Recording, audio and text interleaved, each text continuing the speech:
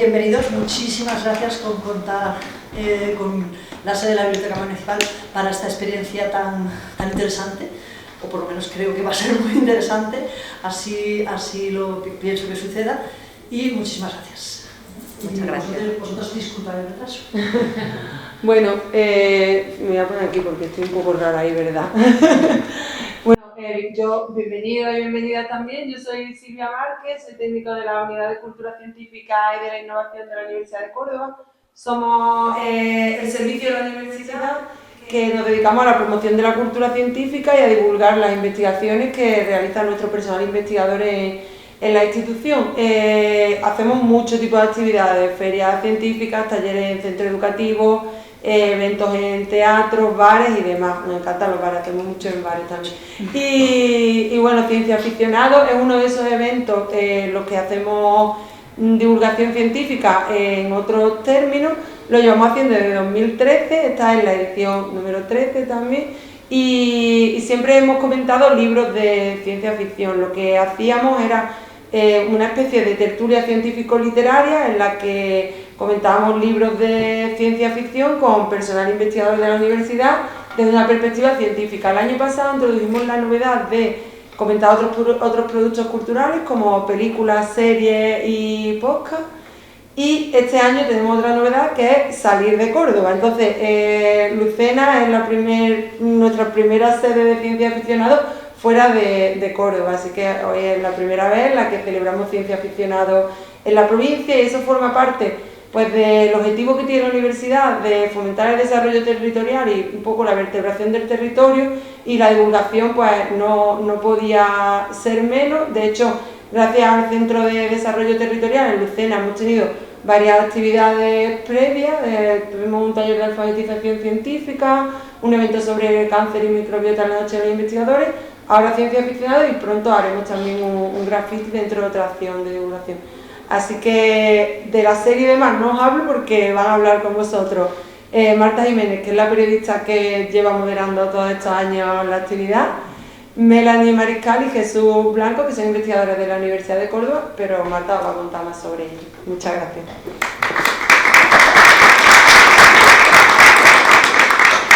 Muchas gracias, Silvia, bienvenida, muchas gracias por acompañarnos en esta tarde tan desapacible, pero espero que os demos mucho calorcito y que os interese mucho esta tertulia, en la que por supuesto os vamos a pedir que participéis. Es nuestra primera vez en una biblioteca, nunca hemos salido de un bar donde se celebra Ciencia Ficción, el Astronauta de Córdoba, puede que algunos lo conozcáis. Y la verdad es que hemos tenido tertulias interesantísimas allí, porque como bien os ha contado Silvia, lo que hacemos en Ciencia Aficionados es intentar iluminar aspectos científicos. Primero, durante muchos años lo hicimos con obras literarias de ciencia ficción, y desde el año pasado, desde la temporada pasada, nos habíamos dado cuenta un poco antes que esto de la ciencia ficción y de la narrativa es muy fluido, y que entran en acción pues otros muchos productos y otros muchos tipos de narrativa, y que podíamos hablar de ciencia a través de la ciencia ficción en un podcast, en un videojuego, en una serie de televisión y por supuesto en el cine. Esta iniciativa pertenece a la Unidad de Cultura Científica, que se le ocurra maravillosamente y hace acciones durante todo el año fantásticas. Os invito a que lo sigáis en redes sociales, porque empiezan cada vez a hacer más cosas en la provincia, como bien ha dicho Silvia. Es una actividad que financia la Fundación Española para la Ciencia y la Tecnología, que es quien financia esta y todas las actividades del Plan Anual de Divulgación Científica. Entonces, como os decía, tuvimos ganas de innovar a partir del año pasado, metiendo en Ciencia Aficionados pues obras de otras narrativas que están ensanchando la ficción, porque ya no todo es leer, ojalá, pero no, la realidad es la que es, y la cultura popular pues está a punto de sucumbir, si no ha sucumbido ya, ante la cultura digital. Y el año pasado, hace un poquito más de un año, tuvimos una sesión dedicada a The Last of Us, que es un videojuego y una serie de televisión que estoy segura que todos los que estáis en esta sala conocéis muy bien, y decidimos comentarla con una experta en hongos y con un experto en crítica y teoría literaria, que es lo que vamos a hacer esta tarde. Aprovecho para saludar a Beatriz Ruiz Granado, lucentina, investigadora de la Universidad de Córdoba, que también ha pasado por Ciencia Aficionados recientemente, hablando de una película que seguramente también conoceréis, y si no os recomiendo, Interestelar. Tuvimos una sesión fantástica con ella y con un compañero suyo físico que os recomiendo que busquéis porque está colgada en YouTube. Todas las sesiones de Ciencia Aficionados están en el canal de YouTube de la Unidad de Cultura Científica. Ha sido un gustazo encontrarnos hoy aquí con Beatriz, un detalle que hayas venido, así que espero también que participe de la tertulia de The Last of Us, porque la estructura es muy simple. Vamos a comenzar teniendo un diálogo con los dos investigadores que nos acompañan, que enseguida os presento, y después abriremos la sesión para que comentéis, preguntéis, discrepéis, lo que os apetezca. Nos gusta mucho que esto no sea un monólogo de esta parte hacia allá, sino que se convierta en una conversación colectiva, porque me da la sensación que sois todos fan de la serie, del videojuego, y que esperáis ansiosos la segunda temporada de The Last of Us, porque obviamente esta sesión tiene mucho que ver con la expectación que ha generado esa segunda temporada, que está a punto de estrenarse en la plataforma HBO. Será el 14 de abril, en plena Semana Santa. Nos parece una alternativa o un complemento estupendo para las vacaciones o para la religiosidad popular. Bueno, todos conoceréis, como digo, el producto cultural del que hoy vamos a hablar, que comenzó siendo un videojuego, apareció en el año 2013 para la consola PlayStation 3, un videojuego de terror y acción protagonizado por zombies, que fue todo un acontecimiento y que como videojuego tuvo mucho recorrido, mucho éxito y muchísimos premios también, y unos años después se convirtió en una serie de televisión muy exitosa también, con una producción cuidadísima en la que se invirtió muchísimo dinero. Cada capítulo de The Last of Us costó 10 millones de dólares, tenía una ambientación, un diseño de producción, incluso una música muy fiel, muy parecida al videojuego. De hecho, el compositor de la banda sonora, Gustavo Santaolalla, sigue dando conciertos por todo el mundo, prácticamente protagonizados por la música de The Last of Us. Todo lo que huela a esta serie, a este videojuego, tiene muchísimo éxito. Y como bien sabréis, hablamos de una historia posapocalíptica de zombies, una historia que ha gustado muchísimo incluso a gente que no es nada del mundo de los zombies, entre los que me incluyo. Yo reconozco que me enganché a The Last of Us y estoy deseando ver la segunda temporada. Me cuenta a gente que ha jugado al videojuego que incluso ha llorado también jugando al videojuego, porque su narrativa es tan potente como la de la serie, y nos sitúa al espectador, a la espectadora, pues en unos Estados Unidos pospandémicos, donde la civilización ha acabado por culpa de una pandemia de hongos que se adueña de los cuerpos humanos y los convierte en criaturas caníbales. Todo esto, sumado a una serie de circunstancias, hace que se junte a la pareja protagonista. Él es Joel, un contrabandista, experto en chanchullos. Ella es Ellie, una adolescente de 14 años que puede ser clave para curar esa pandemia mundial, porque ella es la única inmune. Joel va a ayudar a Ellie a escapar de la zona de cuarentena. Ambos comenzarán una aventura para sobrevivir atravesando los Estados Unidos. Este videojuego en el que se basa la serie lo creó una compañía norteamericana llamada Naughty Dog, fue distribuido por Sony. El director del videojuego también estuvo implicado en la serie, Neil Druckmann, que la dirigió Craig Mazin, el mismo director de Chernobyl, otra exitosa serie de HBO. Y como os decía, pues acudieron a la fuente primigenia. La serie es muy fiel al videojuego.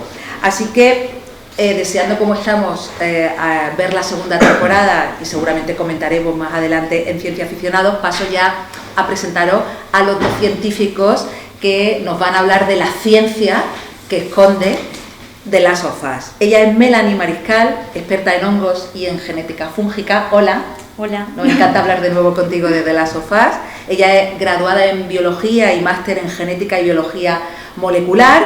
Pertenece a un grupo de investigación de genética molecular de la patogénesis fúngica, Bio138, en la Universidad de Córdoba, y en su laboratorio trabaja con un hongo fitopatógeno llamado Fusarium oxysporum. Aprendí a pronunciarlo el año pasado, gracias a ti. Capaz de infectar plantas y pacientes inmunodeprimidos, o sea, es un hongo que afecta a plantas y a seres humanos.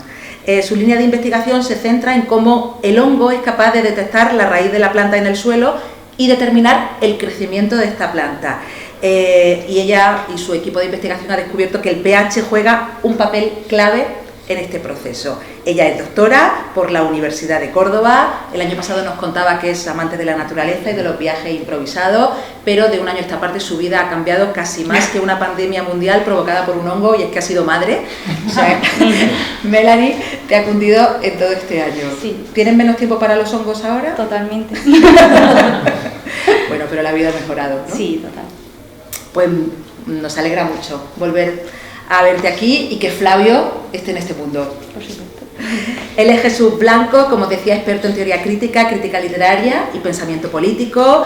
Estudió filología inglesa en la UCO, donde es profesor, y también es profesor de secundaria en el Instituto Maimónides de Córdoba. Él es experto, su tesis doctoral versó sobre la novela norteamericana contemporánea. En la Universidad de Córdoba está desde el año 2017, no solo como docente, sino también formando parte de alguna línea de investigación, por ejemplo, de un grupo de investigación y de un proyecto de I+D+I junto a otros compañeros del Departamento de Filología Inglesa y Alemana. Sus líneas de investigación son la narrativa contemporánea, la narrativa contemporánea norteamericana, y la teoría crítica. Y tiene otras pasiones como el cine y el rock and roll. Ha tenido incluso una banda de rock and roll subterráneo al que ya tampoco tiene tiempo mucho para dedicarle, ¿no? No, ya no hay tiempo para eso. Bueno, pues la vida son etapas, sí, claro, ¿sabes? Pero seguro que queda algo de rockero dentro de ti. Eso siempre. ¿Alguna novela que te hayas leído del año pasado a esta parte que nos quieras recomendar?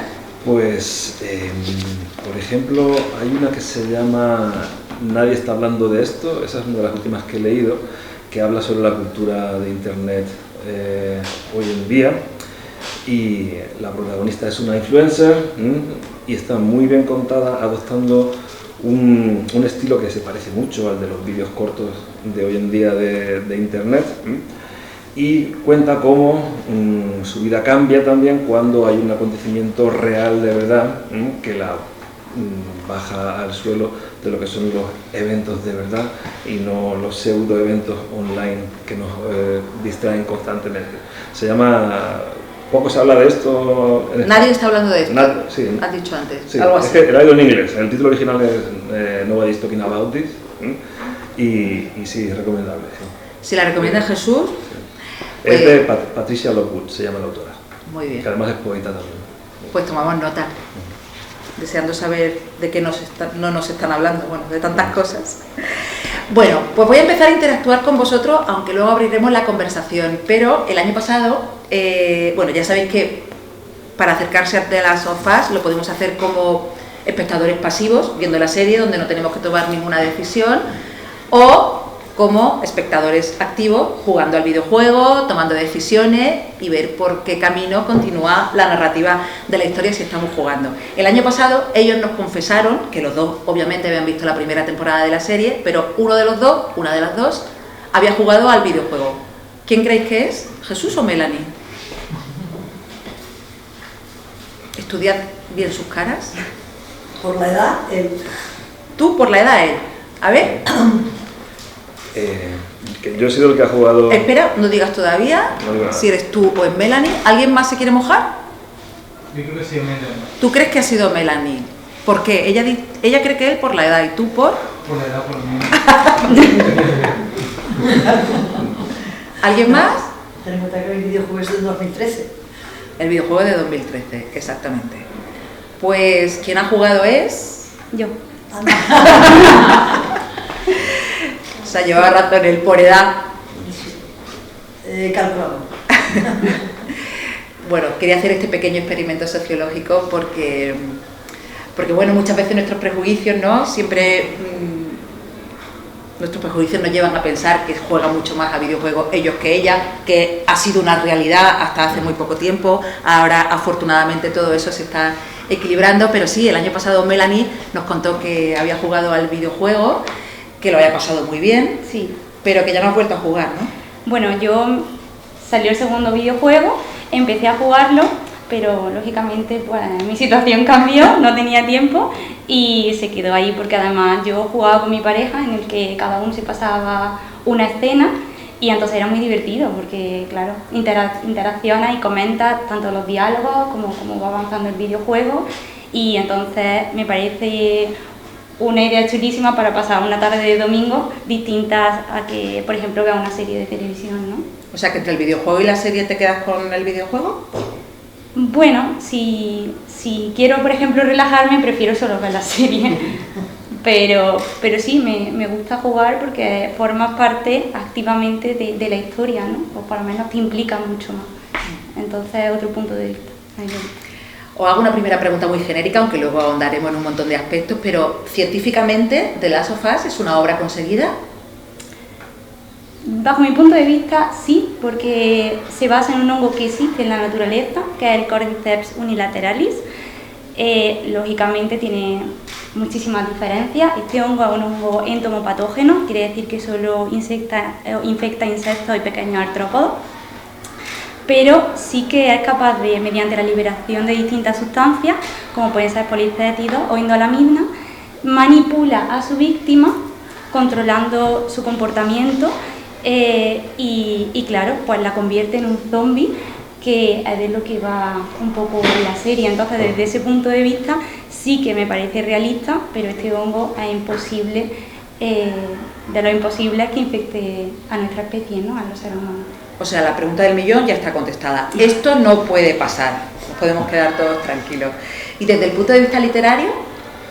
Bueno, yo creo que la premisa del apocalipsis zombie, aunque no sean técnicamente, no son zombies, ¿verdad? Pero bueno, viene a ser lo mismo. Es otra manifestación más de un concepto que yo creo que nos aterra y nos fascina a partes iguales, que es el apocalipsis, que cada vez se da con más frecuencia en narrativas de todo tipo, literarias, videojuegos, películas, etcétera, y que tiene que ver con nuestros miedos, los miedos y las obsesiones que tiene nuestra sociedad, que cada vez tiene más miedo al futuro, creo yo. Entonces, desde el punto de vista científico no te puedo opinar, pero que es el apocalipsis y lo que venga después es algo que se está repitiendo en las narrativas contemporáneas con mucha frecuencia, creo que es evidente, y se debe a que tenemos miedo al futuro. ¿Sí? O sea que esta atracción por el apocalipsis nos retrata como sociedad, yo diría que un poco regular, ¿no? Sí, probablemente, sí. Sobre todo porque son unas narrativas donde el apocalipsis ya ha ocurrido. En otras narrativas distópicas que son muy antiguas, las distopías en la cultura se vienen produciendo desde hace siglos, ¿no? Pero las que vemos que se repiten con frecuencia últimamente son distopías donde el apocalipsis ya ha ocurrido, el mundo se ha terminado. Y a partir de ese momento en el que el mundo ha terminado, ofrecen también, y este es el lado positivo quizá, la posibilidad de pensarnos de una manera distinta, de pensar cómo puede ser nuestra organización como comunidad, cómo podemos vivir de otra forma, cómo podemos imaginarnos la vida de una forma que en una narrativa realista hoy en día es muy difícil de imaginar, ¿no? Porque hoy en día la ideología dominante del el capitalismo neoliberal es tan potente, está tan extendido ya no hay ninguna parte del mundo donde no rija, que es muy difícil imaginarse otra forma de vivir, otra forma de organizarnos como comunidad, a no ser que acabemos con el mundo y ahí ya tenemos tabla rasa, podemos empezar desde el principio, podemos imaginarnos otras alternativas. Yo creo que eso es una clave de la proliferación de narrativas post-apocalípticas hoy en día. Escuchándote, Jesús, y pensando en este discurso hace un año cuando te escuchábamos, el mundo mucho más post-apocalíptico ahora que hace un año, fíjate cómo han cambiado las cosas, ¿no?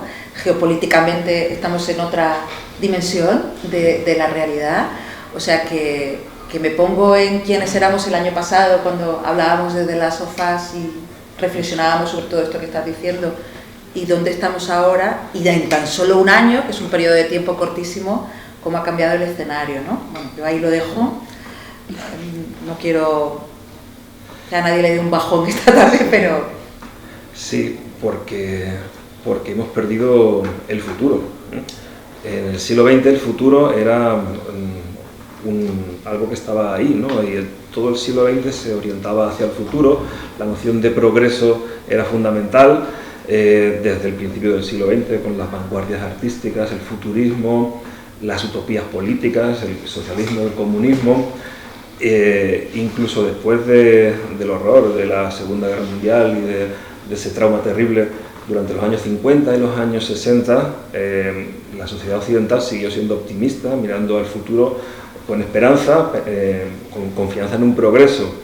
Pero yo creo que a partir de finales de los años 70 se impone esta revolución neoliberal y poco después llegan los colapsos de otras visiones del mundo alternativa, como la visión socialista, el bloque soviético, y queda la sensación de que esto es lo que hay.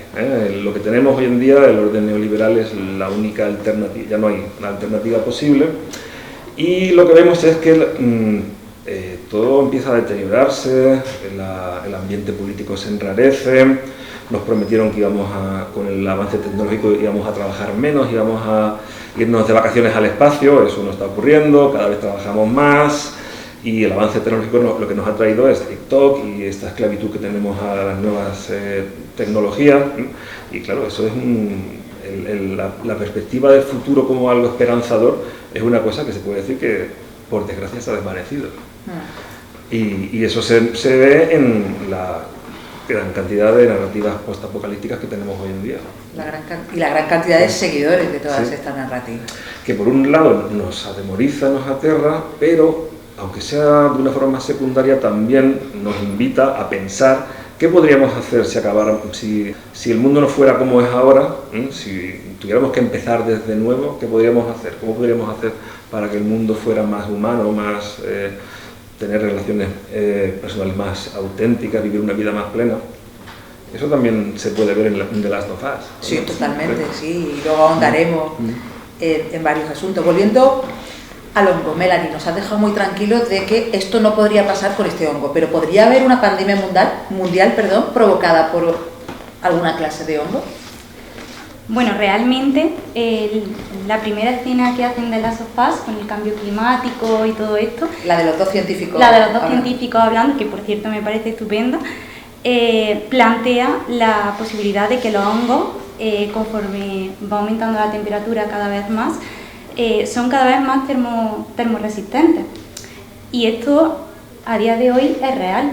Lo que pasa es que todo lo que viene siendo los hongos en sí son saprófitos. ¿Qué quiere decir esto? Porque se alimentan de materia en descomposición. Entonces ellos por sí mismos no pueden regular su temperatura. Entonces, cuando un hongo evoluciona para ser un hongo patógeno, siempre lo hace en aquellos plantas o animales que no pueden regular su temperatura, es decir, que su temperatura depende de la temperatura ambiental. Los seres humanos, incluidos los vertebrados, somos animales endotermos. ¿Qué quiere decir esto? Que nosotros producimos calor corporal. Además de que un hongo de por sí no puede sobrepasar los 25 grados, más o menos, nuestra temperatura es mucho más superior, debería también ser capaz de resistir las temperaturas a las que nosotros podemos alcanzar, es decir, nuestra primera barrera siempre es la fiebre, ¿no? Sin embargo, cuando vosotros pensáis en hongos, os viene a la cabeza, pues, por ejemplo, una candidiasis, ¿no? ¿Qué ocurre? Que cuando un organismo aumenta su temperatura, no lo hace de manera proporcional en todo el cuerpo, ¿vale? Por ejemplo, en la piel existen distintas zonas donde no consigue elevar tanto su temperatura. Entonces estas zonas sí que son más sensibles al ataque de estos hongos. En segundo lugar, los organismos, como los seres humanos superiores, sí que tenemos un sistema inmune muy complejo y muy desarrollado, en el que tenemos distintas células autoinmunes, fagocitos, linfocitos T, células dendríticas, células M-K, que constituyen, pues, si hablamos de sistema inmune, precisamente tenemos dos: un sistema inmune innato, que es rápido pero inespecífico, y luego una inmunidad adquirida, que es aquella en la que se desarrolla cuando hemos sido expuestos por primera vez a un patógeno, es decir, ya generamos esos anticuerpos, de manera que cuando cualquier bacteria o cualquier microorganismo entra en nuestro cuerpo, pues ya tenemos esta inmunidad que ni siquiera presentamos síntomas de la enfermedad. Si nos vamos a insectos o pequeños artrópodos, ellos no tienen esta inmunidad, simplemente tienen un tipo de célula autoinmune, que son el hemocitos. Entonces prácticamente cualquier hongo fácilmente, mediante un tipo de sustancia inmunosupresora, se puede convertir a todo el animal en ser inmune y por tanto llegar a su sistema nervioso central, que en nuestro caso es muy complejo. Tenemos varios tipos de inmunidad y por supuesto luego nuestro sistema nervioso central está protegido también por una caja craneal, ¿no?, que es de difícil acceso para un hongo, incluso para cualquier microorganismo. Por lo tanto, el aumento de las temperaturas no nos puede poner en peligro a este respecto, no podría aumentar la amenaza de los patógenos fúngicos. Pero sí que hemos leído titulares, y además en el último año, sobre la Candida auris, que ha mutado precisamente por este aumento de las temperaturas, ¿no? Sí, lo que ocurre es que existen personas inmunodeprimidas, ya sea porque sean seropositivas, porque estén pasando un cáncer, porque estén sometidas a una quimioterapia, que este tipo de inmunidad de la que he hablado, pues o la tienen suprimida por este tipo de tratamiento, o prácticamente la tienen reducida a cero, ¿no? Entonces este colectivo de personas sí que son muy sensibles tanto a una candidiasis como Candida auris, Aspergillus fumigatus, que también a día de hoy causa 300 millones de muertes anuales, o Cryptococcus y Aspergillus.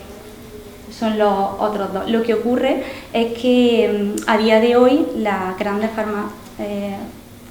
farmacológicas, como es un grupo tan pequeño y reducido de población, no compensa invertir o investigar este tipo de fármacos. Entonces, la historia de siempre. Exacto. Existen antifúngicos que realmente son capaces de combatir este tipo de infecciones, pero que cada vez más presentan resistencia. Entonces nos quedamos sin armas, ¿no?, para combatirlo. Entonces, claro, sí es verdad que a día de hoy es un problema, pero siempre está enfocado a este grupo reducido de personas que tienen un sistema inmune suprimido o escaso.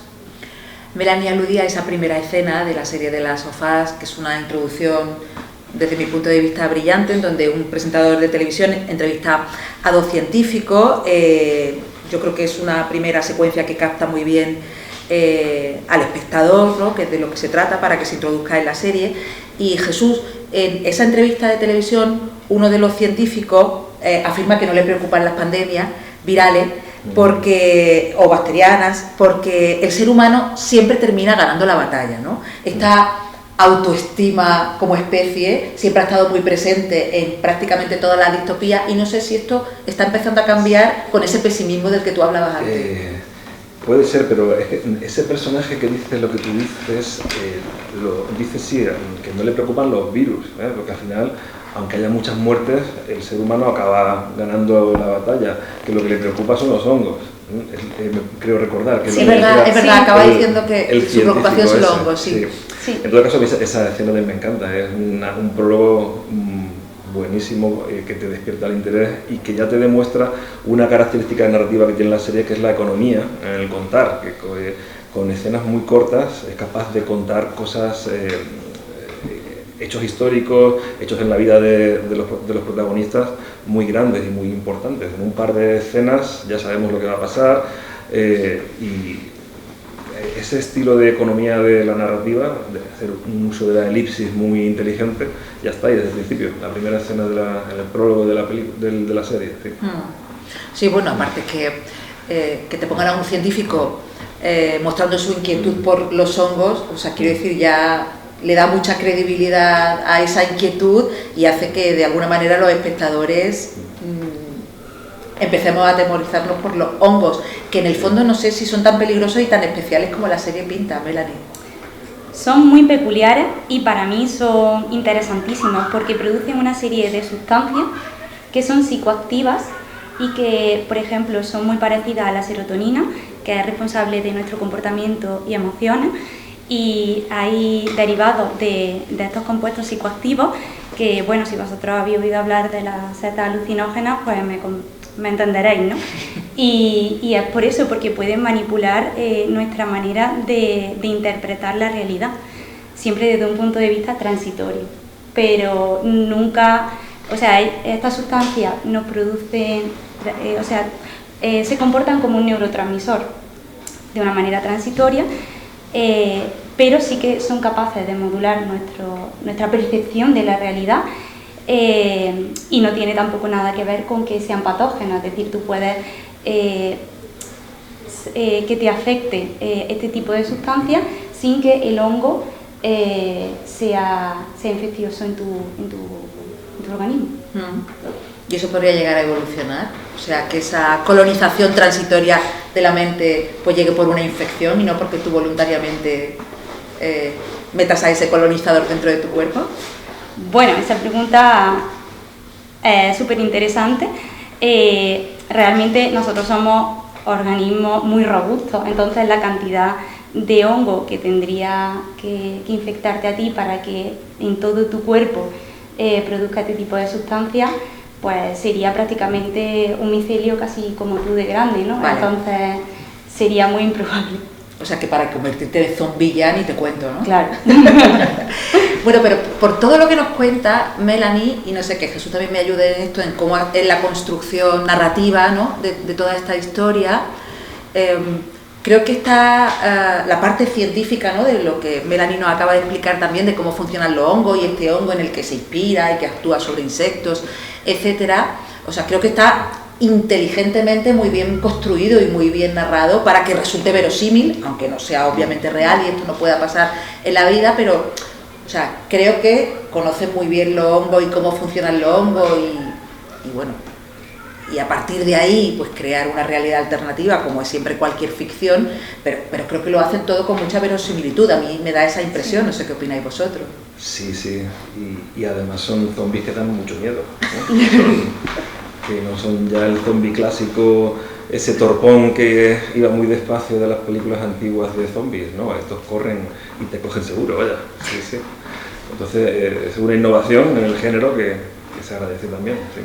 No, estéticamente yo creo que son de los mejores zombies que hemos visto en la pequeña y gran pantalla, ¿no? También van evolucionando, porque Sí, está sí, el chasqueador, luego está, o sea, van evolucionando conforme el hongo es capaz de colonizar, por ejemplo, lo que es la parte superior de nuestro sistema nervioso central, y vemos como un chasqueador pues tiene los sentidos todavía, visual, y luego conforme va penetrando en lo que sería el cerebro, vemos que ya no tiene ojos, sino que se ve completamente el micelio, y se denominan chasqueadores porque solo escuchan, ya han perdido totalmente el resto de sentidos y simplemente se guían por el oído. Que por cierto, qué bien funciona en la serie, qué bien hecho está, y narrativamente me parece una bomba el sonido.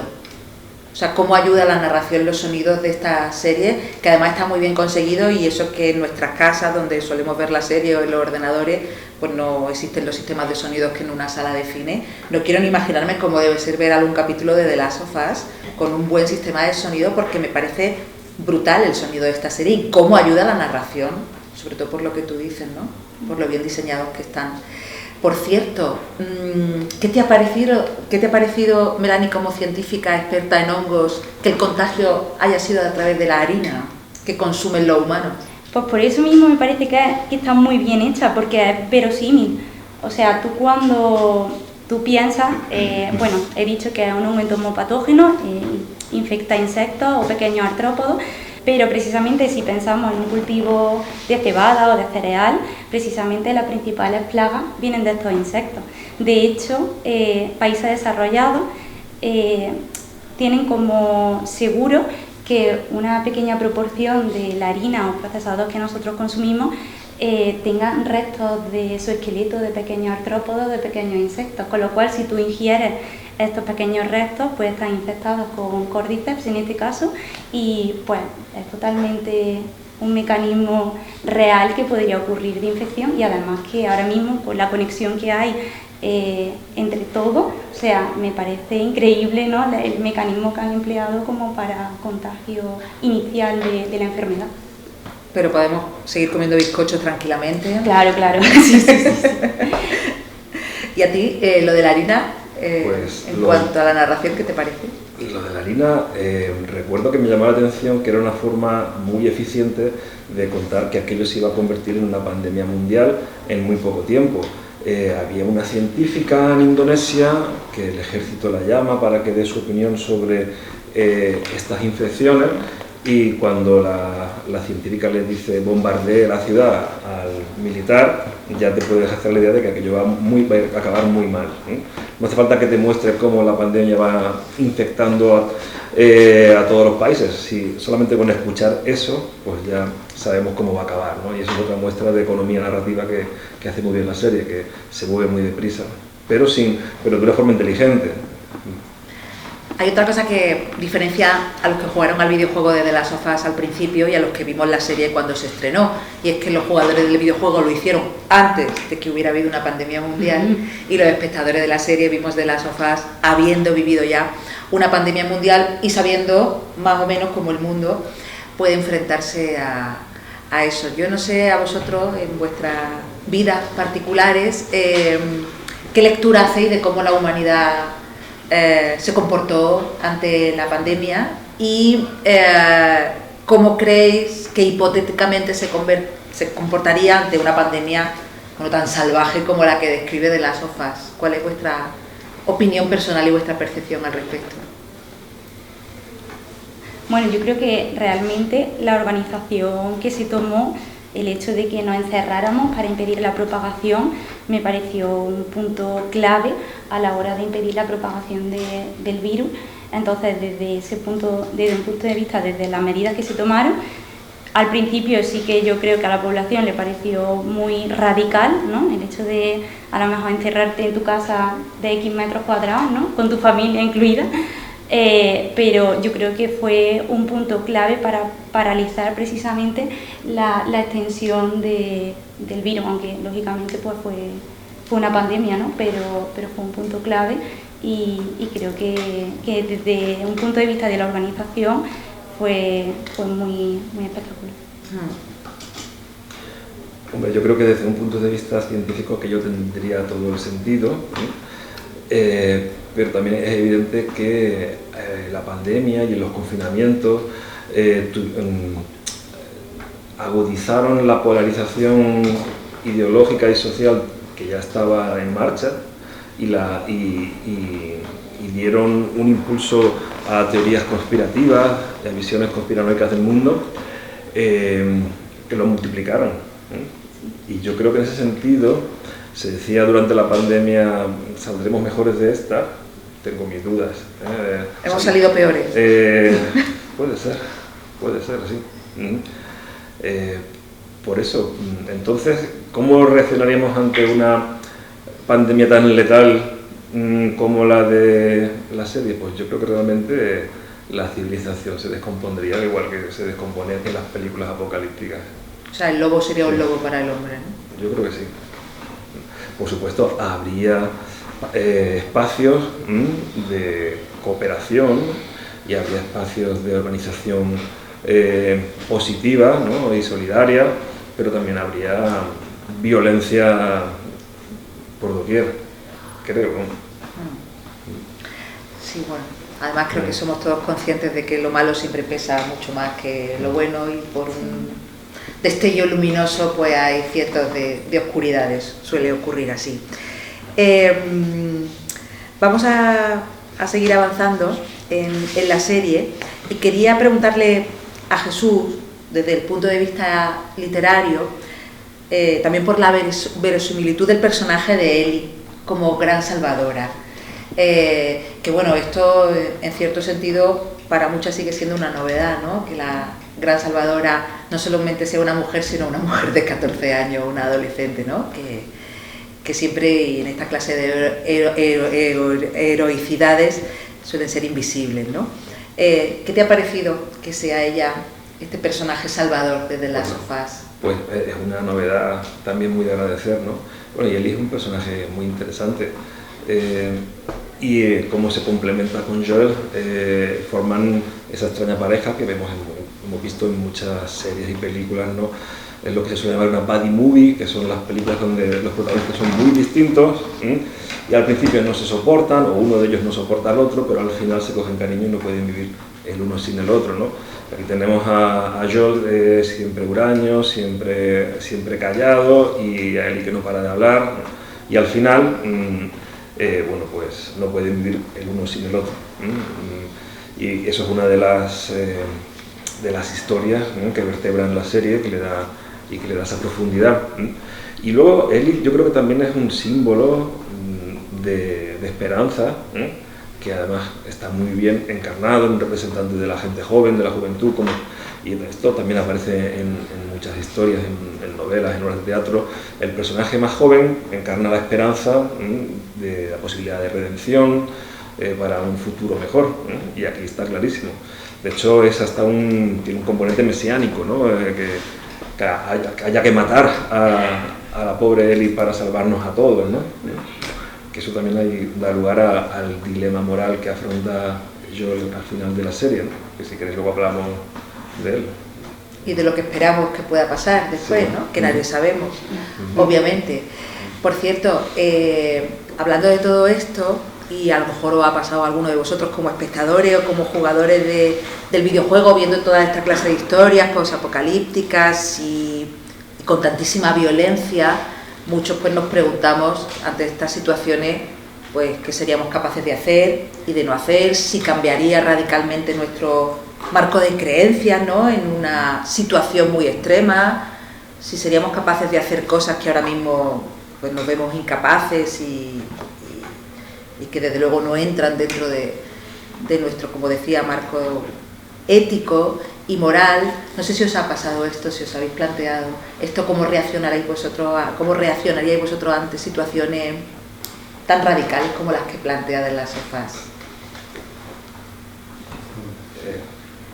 Te refieres al punto de vista de Joel, ¿no? La decisión final que toma. Pero no solo al punto de vista de Joel, sino hay muchos personajes en la historia que de repente se vuelven seres violentos por necesidad, sí, más que por otra cosa, porque claro, han cambiado tanto las circunstancias de su vida que todo se ha dinamitado, su marco de creencias incluido, ¿no? Y todas estas historias posapocalípticas también nos ponen un espejo delante de, ostras, ¿cómo sería yo ante una situación como esa, no? Sí, bueno, a mí me pasa en general. Y tú que has jugado además, o sea que has sido activa, sí, matando zombies. Sí, pero yo tengo que decir que yo me quedo en pánico y me paraliza. O sea, yo cuando hay alguna situación de esta, yo tiendo a paralizarme. O sea, no reacciono, simplemente observo. Pero, por ejemplo, como ha dicho Jesús, a lo largo de la serie sí que hay distintos personajes. Por ejemplo, la pareja esta homosexual. Y por ahora hablaremos de ello. Exactamente. Esa relación me parece una relación muy interesante en el que él, realmente no me acuerdo de los nombres de... Bill y Frank. Bill, pues Bill sí que es una persona que está constantemente temeroso porque vengan chasqueadores, porque vengan agitadores, y sin embargo Bill, el otro era... No recuerdo cuál es cuál. Bueno. ¿Alguien se acuerda? Es la parte más humana, él es como que...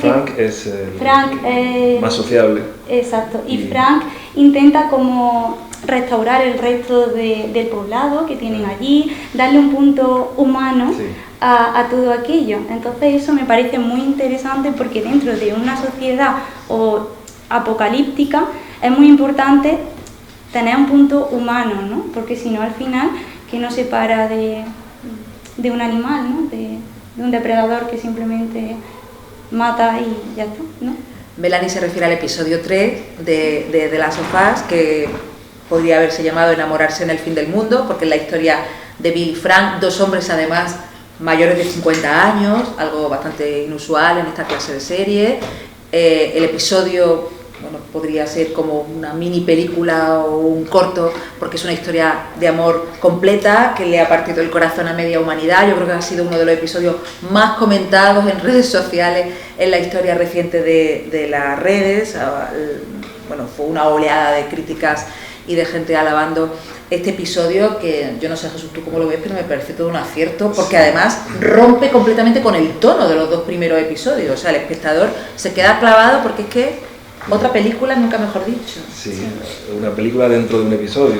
Sí. Y eso revela, primero, una libertad creativa importante para los responsables de la serie y una ambición artística importante también. Y pues revela que cuando se pusieron a hacer esta historia, pues buscaron al mejor director, o de los mejores directores, los mejores guionistas, porque se pusieron a hacer una película, una serie de zombies, pero contada como una tragedia de Shakespeare, por ejemplo, ¿no? Que es una cosa bastante curiosa, ¿no? Algo así también como lo que hizo Cormac McCarthy con la novela The Road, ¿no? Un escritor serio, consagrado, que escribe una novela apocalíptica totalmente en serio, y buscando hacer la mejor literatura posible. Yo creo que con The Last of Us han intentado hacer, desde un punto de vista dramático, narrativo, de profundidad de personajes, la mejor serie posible, que da la casualidad de que es de zombies también, ¿no? Pero sí, no se han cortado en ese sentido, y yo creo que eso se nota mucho. Ese episodio es realmente maravilloso, la profundidad, la emotividad que tiene, ¿no? Muestra un tema que se repite en la serie, que es fundamental en la serie, y es el tema del otro como nuestro mundo, nuestro universo. ¿Cómo es posible que una sola persona constituya todo nuestro mundo, todo nuestro universo y nos baste y nos sobre con esa sola persona? Es el caso de Frank y Bill, se tienen uno al otro y sobra todo lo demás, y lo cuentan como que cuando ya están al final de sus vidas, sus años juntos, el mundo ya se había terminado, el fin del mundo había ocurrido, pero aún así fueron los mejores años de su vida. ¿Por qué? Pues porque eran el uno para el otro todo el universo y no necesitaban nada más. Entonces es un tema bastante llamativo y potente, como una sola persona puede hacer que valga la pena, puede valer más que el resto de... Una invasión zombie. Sí, el mundo se puede acabar, pero si yo te tengo a ti, no quiero más. Y ese tema vuelve a aparecer al final de la serie con Joel y Ellie. Claro, cuando Joel se encuentra con que para que Ellie pueda donar su sangre, no sé, salvar a la humanidad encontrando una cura porque ella es inmune, pero resulta que hay que matarla. Y claro, pues Joel piensa, pues me da igual el resto del mundo, mi mundo es ella, porque hasta ese punto ha llegado, ¿no? Mi mundo es Ellie y el resto del mundo se puede ir a hacer puñetas porque solo me interesa ella. Si ella deja de existir, mi mundo no tiene ningún sentido. Y además eso es algo que también vemos que le ocurrió a Joel al principio de la serie, cuando pierde a su hija en el primer capítulo, y vemos como el primer capítulo y el último son una especie de espejo que tratan el mismo tema. Descubrimos al final de la serie que cuando la hija de Joel muere, él poco después intenta suicidarse, ¿no? ¿Por qué? Pues porque su hija era su mundo y si no está ella, deja de tener sentido.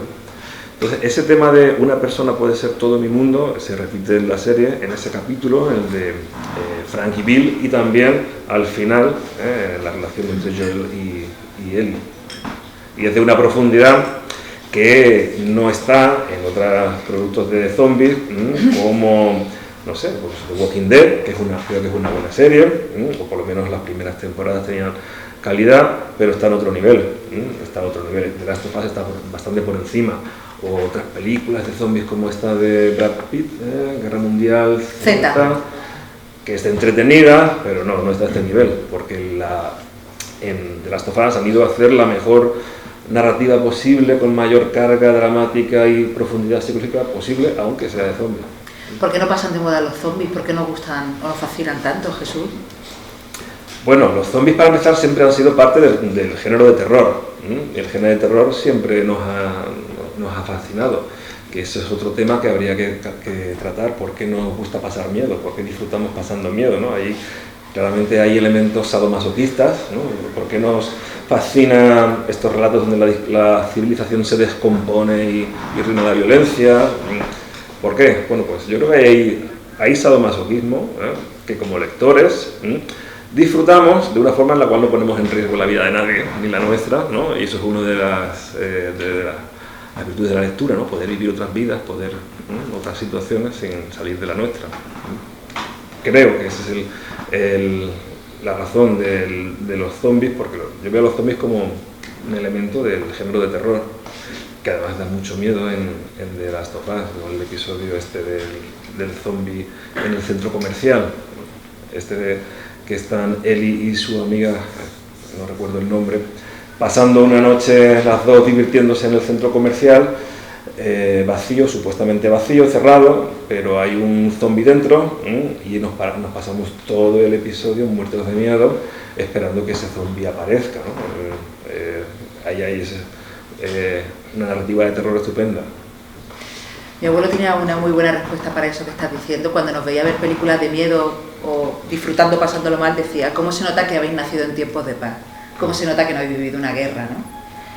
Y bueno, yo de pequeña aquello me parecía una broma, y siendo adulta creo que tenía todo el sentido, ¿no? Porque, claro, obviamente en la época de nuestros abuelos tampoco es que tuvieran mucho acceso a películas de terror, pero seguramente si lo hubieran tenido a lo mejor les apetecía cualquier otro género, ¿no? Sí. Tal vez depende de la época que te haya tocado vivir. Y por ejemplo, yo a veces pienso cuando a los adolescentes les gusta mucho el cine gore y estas películas sangrientas, de tanta violencia, y es porque ellos todavía no han desarrollado, porque son muy jóvenes, la empatía, que hace que realmente sufras tanto con esas cosas, ¿no? Creo, es una pequeña teoría que tengo. ¿Por qué les gusta tanto estas películas de asesinatos a la gente joven? Creo que porque todavía no están maduros para desarrollar empatía con esos personajes que se carga el villano. Bueno, pues antes de dar paso al público, tengo una última pregunta para Melanie, y otra para vosotros dos, que no se me olvide.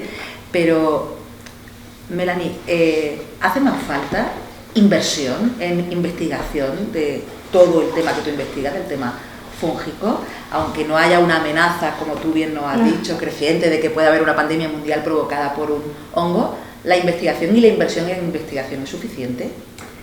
Realmente siempre hace falta más inversión, ya no solo para patógenos en humanos, sino por ejemplo a nivel de agricultura, que es más mi tema, ¿no? Fusarium oxysporum, como has mencionado al principio, y es que desde la agricultura los hongos pueden arrasar cultivos, que un dato muy impactante que a mí me llamó la atención es que los hongos, o sea, lo que viene siendo los cultivos afectados por hongos podrían alimentar a 3 Europas de manera anual. O sea, quiere decir que si nosotros pudiésemos combatir los hongos patógenos, no solo de humanos, pues sería increíble, ¿no? Tanto ya no simplemente por enfermedades, sino cuánta gente quizás muere de hambre, ¿no? Si tenemos agricultura que nos sobra, me parece que siempre, y además que la ciencia para mí nunca ocupa lugar. Entonces, cuanto más sabes de algo, más te das cuenta que no sabes tanto. Entonces, siempre creo que hay que saber para entender, y una vez que entendamos cómo funcionan las cosas, podremos poner una solución, porque si tú no entiendes cómo funciona, difícilmente vas a llegar a la solución, ¿no? Y antes de dar paso al público, espero que participéis y que interactuéis con nuestros científicos, no puedo dejar de preguntaros qué esperáis de la segunda temporada. Yo tengo mucho miedo a que me defraude, porque me gustó tanto la primera de The Last of Us, que en fin, igualarla creo que está complicado.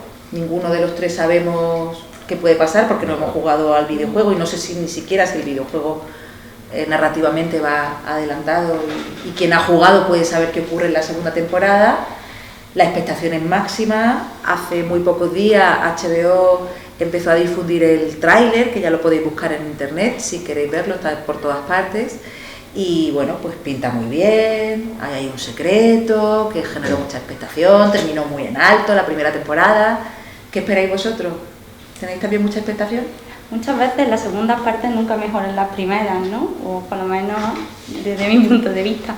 Pero yo creo que el final de la primera temporada dejó a todo el mundo expectante, ¿no? Entonces yo creo que ese primer capítulo va a contestar muchas preguntas, sobre todo qué va a pensar Ellie, ¿no? O cómo se va a tomar Ellie la decisión de Joel, ¿no? Claro, es que es eso, lo que tú has dicho, Marta, la temporada acabó con un secreto, ¿eh? El secreto es que Ellie sale del hospital inconsciente, donde Joel ha entrado como Terminator, acabando con todo el mundo, ¿eh? Y claro, cuando se despierta, le pregunta ¿qué tal ha ido? La operación por la cual iban a conseguir un tratamiento para conseguir inmunidad contra el hongo.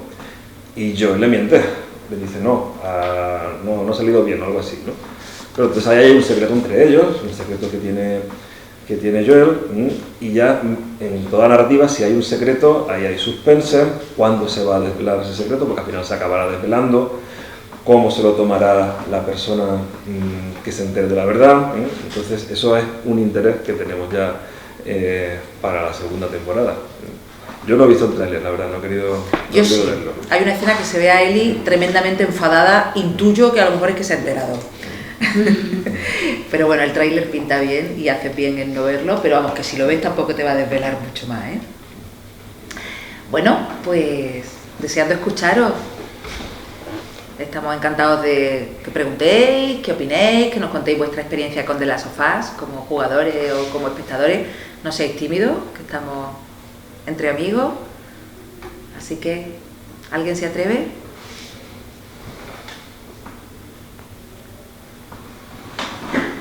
¿Nadie? Alguien habrá visto The Last of Us, ¿verdad? Sí, ¿no? Yo juego a la segunda parte. Venga ya, o sea que sabes cosas que nosotros no sabemos. Me imagino que quitarme a la gente que me la ha jugado. Solo voy a hacer un gesto. Y ya está. Bueno, ese gesto es interpretable, ¿eh? Sí. Narrativamente es estupenda, la segunda. Estupenda. O sea, lo que pasa es que el videojuego y la serie tienen diferencias que la serie ha sabido coger muy bien, porque en el videojuego, en la primera parte, por ejemplo, el tercer capítulo se hace de una forma se va contando la historia, pero a través de documentos, de tal, las revistas pornográficas que Ellie se encuentra en el coche, entonces nos va dejando caer algunos elementos que luego se aglutinan en un capítulo solo. Pero eso es lo que yo espero, ¿no? Que en la segunda temporada hay muchas historias también así que aparecen en la segunda parte que sepan aprovecharla y la aglutinen en un capítulo, lo formen. O sea, la serie en muchos sentidos a mí me parece, bueno, es que no quiero decir mejor porque son dos cosas muy diferentes, ¿no? Pero me parece que si lo aprovechan igual de bien que en la primera parte, lo tienen hecho. O sea, es fantástica. Y no nos va a defraudar. No voy a decir nada. Es muy curioso que aludas a lo del capítulo 3, porque recuerdo que lo hablamos el año pasado. Yo, que no soy jugadora de videojuegos, o sea, me resulta alucinante que ese capítulo haya salido de un videojuego. Es que no me imagino cómo una historia así puede estar en un videojuego, con lo cual me quita muchos prejuicios que tengo con los videojuegos, por edad, por no ser jugadora. Y me di cuenta a raíz de The Last of Us que me queda mucho por saber de esto y muchos prejuicios que quitarme, pero esto me parece alucinante. O sea, que esa historia se desarrolla en un videojuego, obviamente dentro del lenguaje de los videojuegos, o sea, me merece toda clase de respeto, ¿no? El videojuego en sí, tú lo has explicado antes muy bien, te llega a hacer llorar porque tú estás dentro, y Melanie también lo ha explicado, ¿no? Tú consigues entrar de una manera tan profunda en el desarrollo de los personajes y además en la toma de decisiones. Muchas veces el videojuego parece que te deja elegir, no es tanto así, pero parece que te deja elegir y eso hace que entres más en la historia. Pero bueno, yo lo que os puedo decir es que, bueno, que lo probéis, que probéis el videojuego también, porque uno entra dentro de... Y ya no es solo un videojuego de matar zombies, es un videojuego donde entra una capacidad emocional dentro de los personajes, unas sensaciones también que yo no había probado en otro videojuego antes. Sí, bueno, la pregunta creo que iría más hacia Juan, ¿verdad? Jesús. Vamos, The Last of Us no es la única serie que se basa en un videojuego. Se están quedando un poco sin ideas, porque las toman tanto de los videojuegos, son masivos, ¿Qué las toman de allí? Bueno, yo creo que el razonamiento que sacan los productores de la serie es que si ha tenido éxito en un formato, es más probable que también tenga éxito en formato serie, ¿no? La historia tiene un gancho y un atractivo que se ha comprobado con su éxito dentro de los videojuegos, ¿por qué no hacer una versión para la pantalla?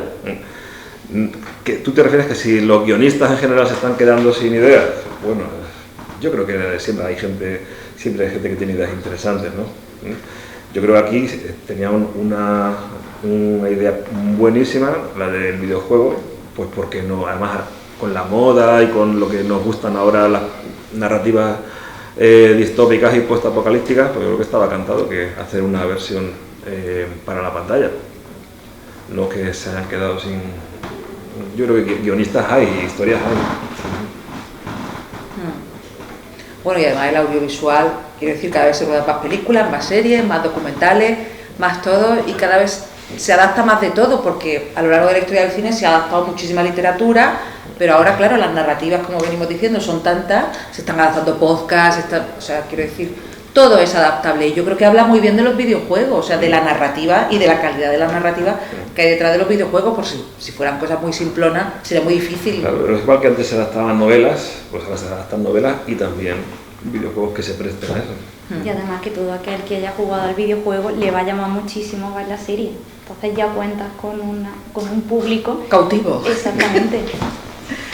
Bueno, sí, eso lo estamos comprobando, ¿no? Como los jugadores de videojuegos, que incluso ya saben por dónde puede ir la historia, están deseando también ver la serie, ¿no? Está claro.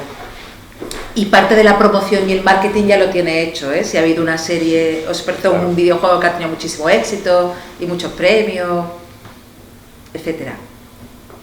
Me vais a disculpar porque he salido y a lo mejor habéis hecho la pregunta, que entonces sería la pregunta del millón, pero le quería preguntar a Melanie. Nos has hablado que científicamente es prácticamente imposible que esto pasara, hasta ahí llegábamos creo que todos los que estamos en la sala, porque es una exageración, pero aunque tenga un componente científico. Pero ¿qué componente científico tendría el que una persona no sea contagiada?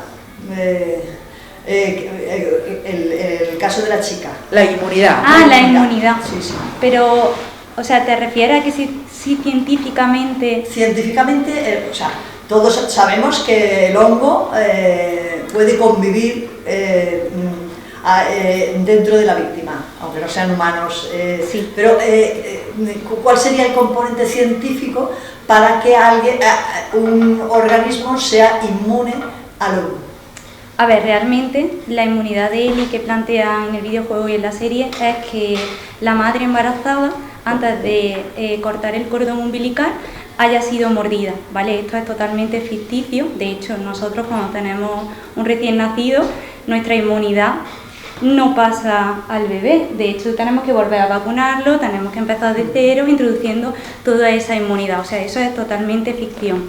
Desde un punto de vista de que realmente este hongo fuera patógeno de humanos, sí que una persona podría evolucionar y ser inmune, ¿vale? Realmente el hecho de que Ellie le muerde en este centro comercial que ha mencionado Jesús, puede ser que la persona tenga una inmunidad, por ejemplo, que haya generado pues anticuerpos frente a esta, o antagonistas, mejor dicho, que reconozcan al hongo antes de que penetrara, entre comillas, en nuestro sistema inmune y bueno, nuestro sistema nervioso central, y que sea inmune, ¿vale? Dentro de la serie vemos que, por ejemplo, la herida de Ellie no llega a curarse. Si tú eres inmune a este patógeno, tú de cualquier infección o de cualquier herida terminas curando. Ellie no es el caso, nunca llega a curarse, o sea, esto también forma parte de la ficción de la serie. Y luego lo que ha comentado Jesús de que Ellie hay que matarla, pues también yo creo que vende mucho, pero tampoco es real, ¿vale? Simplemente haciéndole un análisis de sangre y viendo si tiene anticuerpos o estos antagonistas, se podría realizar este tipo de ensayos en un laboratorio y simplemente hacer una vacuna. o simplemente pues de la herida que tiene, pues coger un froti o una pequeña muestra y analizarla igualmente en un laboratorio. O sea que en ningún momento supone que Ellie tenga que ser la Mesías y tenga que ser sacrificada para salvar a la humanidad. O sea, eso todo es ficción. No sé si eso contesta. Sí. Claro, pero se perdería el componente mesiánico tan importante. Se perdería fuerza. En realidad yo soy muy dramática. escéptica ante estas series, ante estas películas y tal, y siempre busco que sea creíble, ¿no? que sea relativamente. Entonces, claro, veo muchos fallos, voy buscando a este tipo de series y tal, voy buscándole los fallos que no se apoyen en algo científico o en algo que podría haber pasado. Claro, es totalmente ficción. La cosa es que han intentado extrapolar un hongo patógeno de un insecto a un humano. Entonces ahí está el componente, entre comillas, científico, ¿no? Que no se lo han inventado tampoco de la nada, simplemente han cogido algo que se da en la naturaleza a un nivel muy simple y lo han intentado llevar a un nivel complejo y bueno, ha salido una serie bastante chula. A mí realmente, yo no soy tan exigente en la verosimilitud de la premisa científica. Hombre, que sea algo sólida se agradece y que sea atractiva se agradece, pero a mí realmente lo que me llama la atención es la verosimilitud de las relaciones entre los personajes, ¿no? De sus reacciones psicológicas. Eso es lo que me atrae más. Que luego no es verosímil científicamente lo de los zombies, bueno, pues lo damos por hecho, ¿no? Pero la verosimilitud, para mí, la que debe de tener lugar es la de las relaciones entre los personajes, cómo reaccionan a lo que hacen unos, a lo que hacen otros, cómo se sienten. Eso es lo que debe ser verosímil, y eso es lo que, en mi opinión, es verosímil en la serie.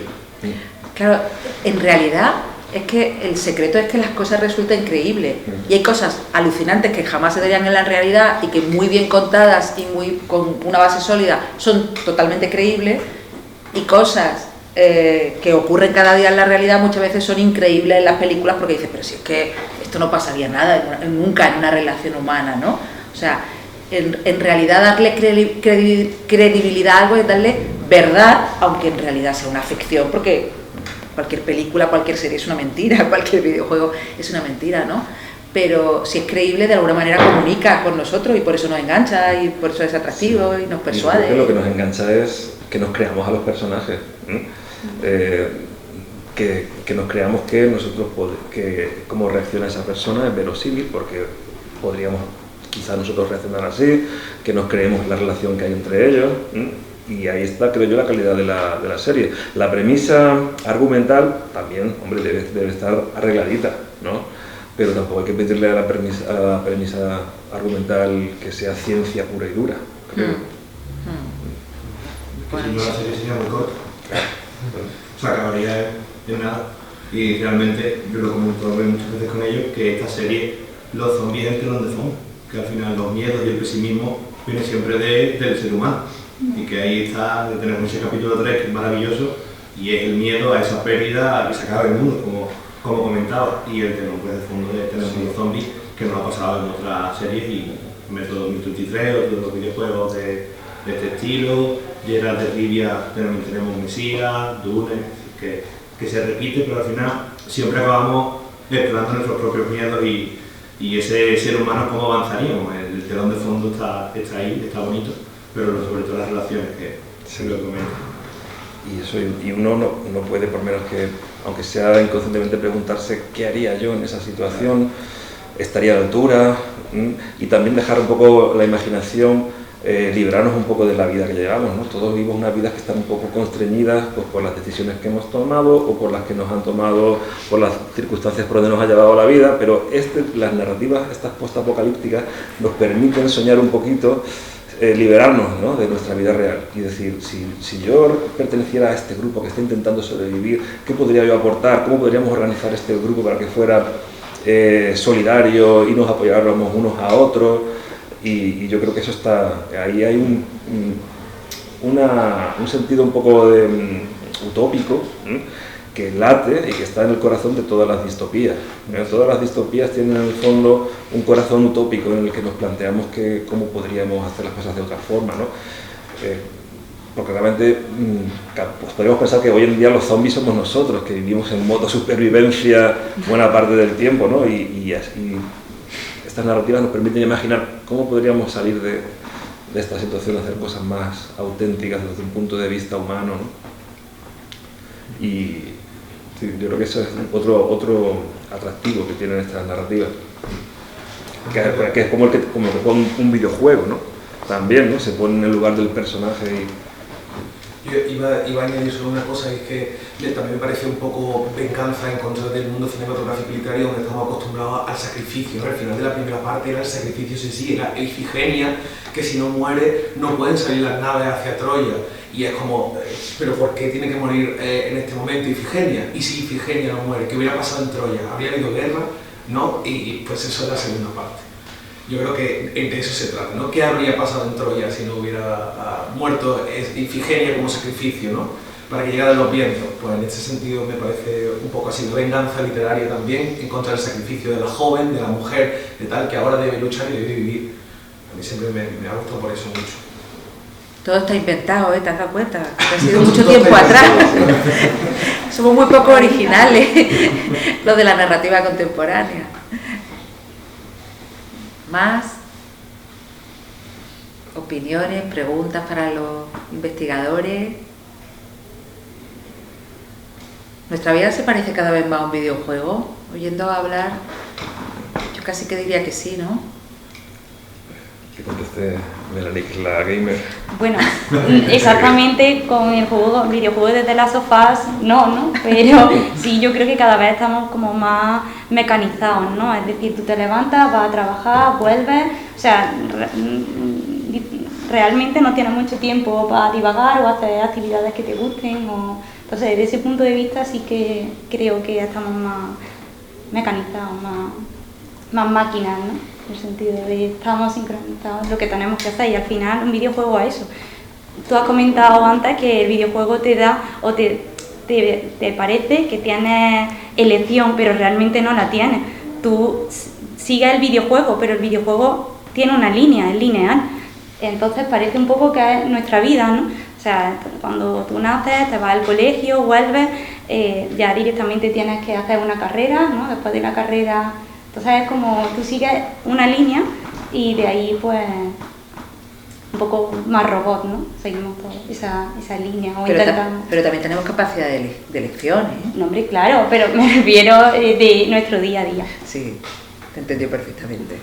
¿Jesús? Pues yo estaba pensando, un poco me he quedado con lo de antes, con lo de los impulsos utópicos que hay en el corazón de narrativas distópicas y postapocalípticas, ¿no? Y me he acordado de una serie de HBO también que se llama Station 11, no sé si la habéis visto, Estación 11. Está basada en una novela que se llama igual, Station 11. Y en esa serie, esa novela, el mundo también se acaba por una pandemia, una gripe porcina que acaba con la civilización. Y bueno, hay una etapa de violencia también, del hombre lobo para el hombre. Pero después, una vez que se asientan las cosas, vemos a los protagonistas que viven en pequeñas comunidades autosuficientes, y en concreto los principales personajes son los cómicos, que han rescatado instrumentos musicales y las obras completas de Shakespeare, y se van en caravana de asentamiento en asentamiento, tocando música y representando las obras de Shakespeare, ¿no? Y claro, dices, ahí claramente hay un elemento hippie, si me apuras, ¿no? De vida en comunidad, de deshacernos de todas las ataduras que tenemos, todas las ataduras que nos impone nuestro sistema en el que vivimos, ¿no? Y llevar a cabo una vida más auténtica, pues eso, como la que soñaban los hippies en los años 60, ¿no? Y esto es dentro de una narrativa donde el mundo se ha acabado, pero que da lugar a que soñemos o imaginemos otras formas de vivir que desde una narrativa realista no son posibles, porque el realismo pesa mucho, y si queremos hacer una narrativa realista tenemos que seguir la realidad que es la que tenemos, y la realidad que tenemos deja poco margen para imaginar vidas diferentes. Entonces, este es el potencial utópico que yo le veo a las narrativas distópicas. Se ve en The Last of Us, en esa ciudad donde vive el hermano de Joel en Wyoming, que es una comuna, ellos dicen, no, somos comunistas aquí, ¿no? Es una cosa que choca bastante, le choca mucho a Joel,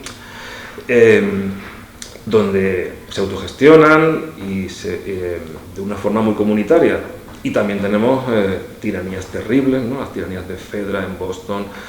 En Kansas City tenemos una revolución que acaba con la tiranía de Fedra, se convierte en una igual o peor, ¿no? Entonces me gusta también esa capacidad especulativa, ¿no?, que tiene la ciencia ficción distópica, para imaginar otras formas de organizarnos, otras formas de vivir en comunidad. Me gusta cómo Jesús ve la luz al final de la distopía. Esto es muy esperanzador. Ya nos quedan los últimos minutos, así que si queréis aprovechar para decir algo, que sea ahora. ¿Alguien?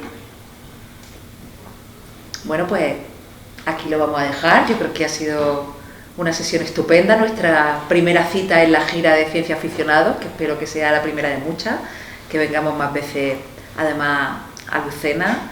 Os agradezco muchísimo que hayáis participado, que hayáis estado tan atentos y tan respetuosos. Ha sido fantástico escucharos de nuevo, Melanie y Jesús, y espero que todos disfrutemos muchísimo de la segunda temporada de The Last of Us. Mucha suerte a todo el mundo con todo y muchísimas gracias a todos. Gracias.